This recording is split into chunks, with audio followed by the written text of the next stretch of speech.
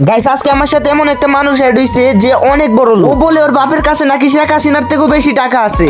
তো চলো গাইস ওরে হেড দিয়ে এন্ড ওর সাথে কালেকশন ভার্সেস করি।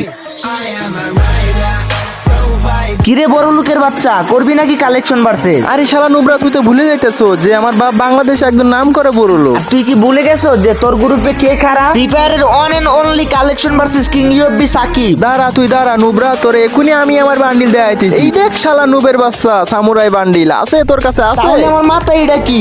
भाई मारो मुझे मारो। তোর বাড়ি বগুড়া না? এই দেখ সিজন 1 এর সাকুরা। আমার বাপ হইতাছে এমপি, এই দেখ ইউএমপি।